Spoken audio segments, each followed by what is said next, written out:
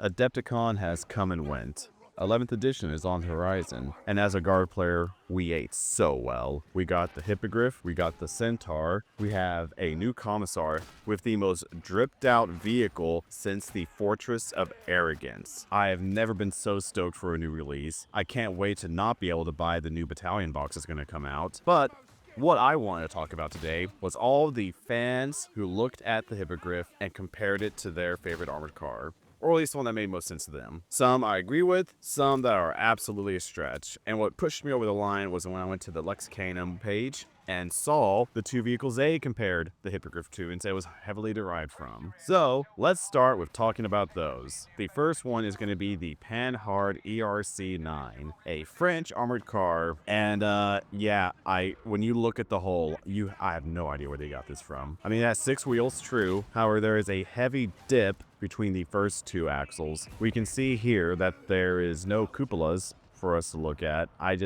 am not 100% sure where they got, well, that's a lie. The only part that I can see where they got it from is the main body of the turret. When you compare the two, you can see that they both have the storage rack in the back for ammunition, but that's really it. Even the main cannon is significantly longer than what would make sense for the Hippogriff. Now, when we get to the Cascavel, that one runs into the same issues. However, the main cannon on that turret makes a bit more sense. Now, if we were to get into a little bit of theory crafting, I would say that the cannon on it is going to be weaker than a Lehman Russ cannon. Lehman Russ cannon has a 120 mil cannon, which is comparable to the M1 Abrams, which also has a 120 mil cannon. So it's arguable that at best, the Hippogriff is going to have a cannon that's probably going to be like a 105, which is what you see on, say, the Striker or the M16, I believe, which is a Japanese version. But all the same, still a powerful cannon, but smaller than what the M1 has, which would be the same as the Hippogriff having a smaller cannon than the Lehman Russ. And when you look at the Cascavel and the Panhard, they have 90 mil cannons, which makes sense. So it's definitely gonna have a weaker bow cannon, but it should still be a very effective bow cannon. I would figure that it's gonna have to be at least strength 8, strength 9, probably AP1 damage 2 if they're wanting to keep it weaker. That's my guess. Now we can look at another bit of an oddball, which people said was the Greyhound. The Greyhound is an American armor car, and I just straight up don't see it. The turret doesn't match anything. The hull itself, you have the same issue where in this case, the wheels are also not evenly spaced. Even the front hull, when I look at it, just doesn't really match. I just think you have some Greyhound enjoyers, and I'm sorry, but the 37 mil cannon just doesn't compare to what the Hippogriff is rocking. And so let's move on to the two that people are really citing the most and do absolutely make the most sense. Then let's go with the easy pick, and that's the Saladin. And I mean, it's a kind of a slam dunk. You look at the hull, the wheels are evenly spaced apart. You see that there's the 2 storage compartments between the wheels themselves. You do notice some cupolas. However, they're more of a wide view for the driver. It doesn't look as, well, it's not these hard 90-degree fields of visions, which unfortunately there is no back picture that I can see of it, because I'm wanting to know if there's one in the back, and if there is, I do have a statement on why that might make sense and why it might matter to another vehicle we're going to look to in here in a second. But back to the Saladin. The Saladin has a very decent cannon, a 76 millimeter. However, the barrel length being shorter is detrimental to it. We come back to where the turret doesn't match the Hippogriff and even the cannon itself, mainly because of the lack of a muzzle brake. But all in all, absolutely see why people consider it. The only other thing that I would look at that I kind of don't agree with is when you look at the Saladin, it has a very flat back. And so when you look at where the top part of the wheel guard is, you can see it's pretty much just flat behind it. The only thing that really rises above it is storage boxes. So that is another thing to look at where it's different from the Hippogriff. The front of the hull is close. I would say it's got the right angle. However, it doesn't jut out like the Hippogriff does. And I realize that I am getting very nitpicky and very much into the nitty gritty. I am doing this so I have an excuse to talk about armored cars. Anyway, moving on, let's talk about the final vehicle that people compare it to, the Puma, or the SD KFZ, because I'm not going to try that German, 234, with this specific instance being the Dash 2, or possibly a Dash 4. Now, the Dash 2 is a 50 mil cannon. The Dash 4 is a 75 mil cannon, which was the Pack 40, if I do remember correctly. And when you look at this, the glaring difference is that this has 8 wheels, the Hippogriff has 6. one of the things I do kind of notice when you look at the cupolas, those are very much like the Hippogriff, where it's this hard, exaggerated one at the front view, one at the 3 o'clock, one at the 9 o'clock, and there is going to be one at the 6 o'clock because the Puma actually had 2 drivers. That way, if you're up front and something happened and you needed to reverse, the driver in the rear could just drive. You didn't have to do a 3-point turn. You could just literally, you could put that shit in reverse, Terry, and just go. Now, the other thing is the cannon. I think the cannon's perfect. I think this is where they got the idea of the cannon. I definitely do think they got the 50 mil more than the 75. Well, actually, let's take a look just to make sure. Yeah, I think they definitely went more with the 50 cal, not the 50 cal. They definitely went more with the 50 millimeter design than they did for the 75. Though, if they wanted to do power, I think they're absolutely going to have to go with the 75. Now, another thing to note is you're hearing me mention the Saladin, how the back, there wasn't any kind of rise, was very flat. When you look at the Puma, you can see once you get past the wheel guard, there actually is a rise in the hull, which is what you see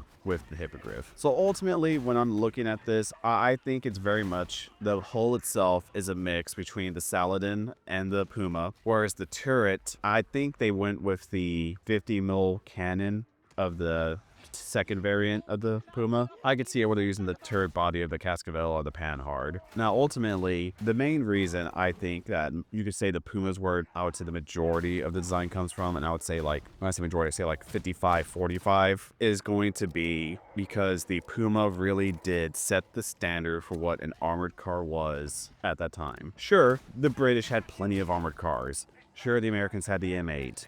The Russians had something, the French had something, but I don't think anyone really recognized how good those armored cars could be until the Germans made the Puma. And this is not me trying to be a Variaboo and trying to say that German vehicles were the best vehicles. I'm not here to argue that. I'm just here to argue specifically about the armored car, because I do think that the Germans did make the best armored car in World War II. And it's kind of proof when you look at after the fact, after the war ended, for 2-3 decades, they still held on to those Pumas, the Dash 3 variant, and used it for testing and as a benchmark for other armored cars because its off-roading was just that good. And when you're having a recon vehicle that's meant to penetrate deep in enemy lines and be able to gather intelligence, mobility is the best part, and they nailed it. Not to mention, when you look at the Hippogriff, it has 4 different armaments that can be used. The only armored car in our recent history of this list that we went through that had multiple variants for its main armament was the Puma. The Dash 1 had an autocannon.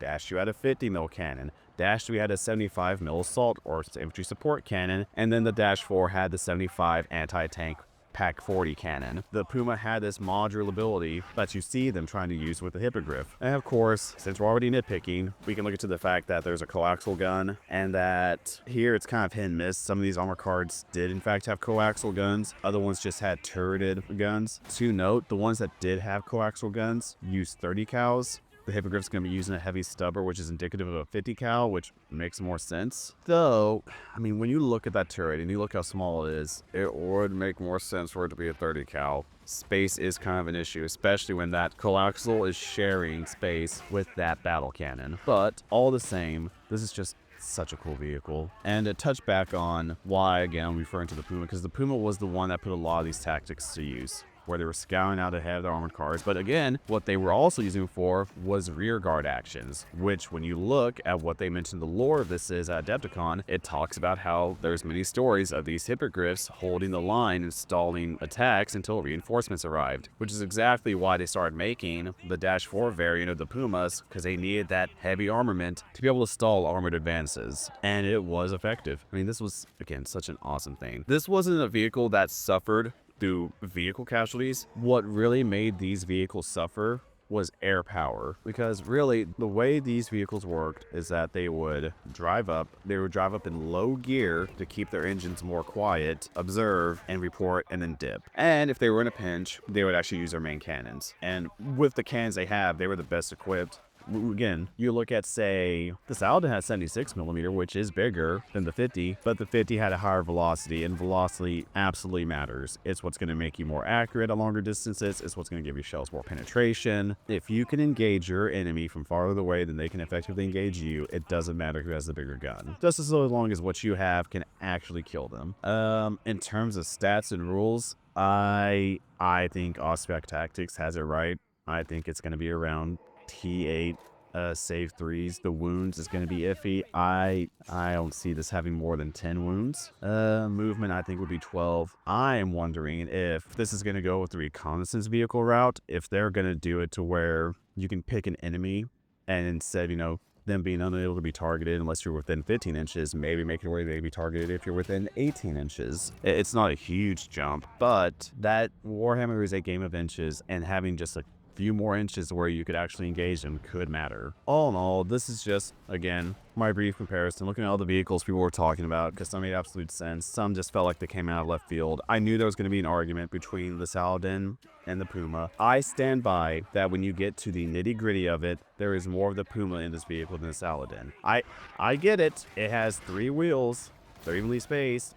The front part looks similar to the Saladin. There's a lot about this that looks similar to the Saladin, but I think there's more of it that matches the Puma, and I'm not going to let the fact that the Puma had 8 wheels and this has 6 mean that automatically it's just going to compare more to the Saladin, because I just flat disagree. I think there's more of the Puma in this. The Saladin was just the foundation, and you have to recognize the foundation matters, but when people go to buy a house, they're going to get the foundations to notice, but they're absolutely going to give a shit about what's on top of it. And that's where I stand with this. But, let me know what you think. If you agree with this statement, if you think it's a hot take, if you think it's a trash take. And I will see you next time out in the warp.